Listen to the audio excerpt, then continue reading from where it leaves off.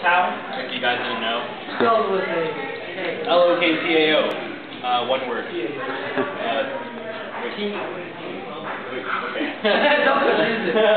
And so I've been fencing for a while, and I've had a couple of coaches, and I must say that these three coaches are the best ever. I'm not just saying it to suck up to them. Yes, you are. Picking up his heel ticket. Yeah, but I must say these are some of the best coaches I've ever seen in all kinds of sports. And what I've learned through my years of fencing is from these three things, which was to stay fit, work hard, and keep a good attitude.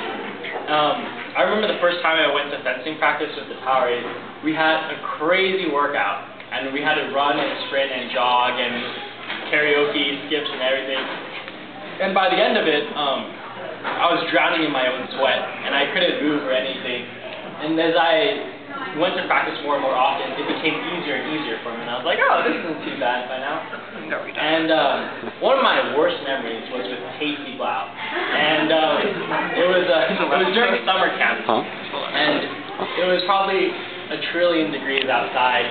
And it was just sweating just walking around. And he forced me to run 5 blocks outside. And if every time I stopped, he would push me, and he would lag behind and throw rocks at me if I was too slow. And so I was like, oh man, I don't really like this guy anymore.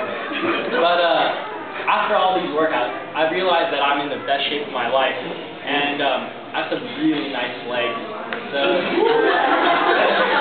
and I guess it goes the same for all the rest of us fencers. And well, the next lesson I learned was to work really hard. And recently we've been playing all these games like dodgeball, murder ball, bucket balls, some other type of ball. Anything with a ball we would play games with. And after that we'd always have to do footwork. And I dread footwork. It is the worst. But the Towers would always make sure that we had to do footwork every time in practice. And with that I really thanked them, because it sort of developed like discipline, as well as making sure that we knew how to move while we were fencing.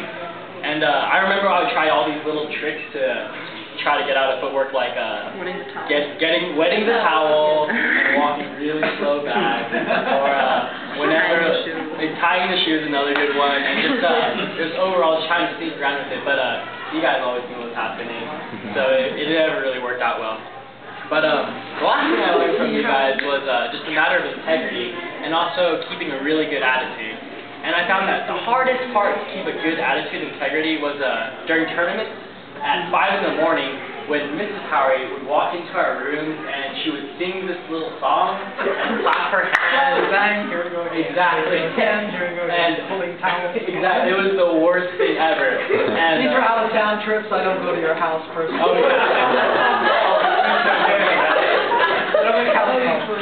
Like, those are so hard to get around. But on a more serious note, that's half the fun of all rooming together where parents are there. Yeah, because then she can get on you guys. But like a lot of times I would lose my bats and lose tournaments, and these coaches would be there for me, and they'd be like, "Oh, it's okay," but then they'd also be like, "You have to work harder next time, and you have to prepare next time for the tournament because you haven't been going enough practicing."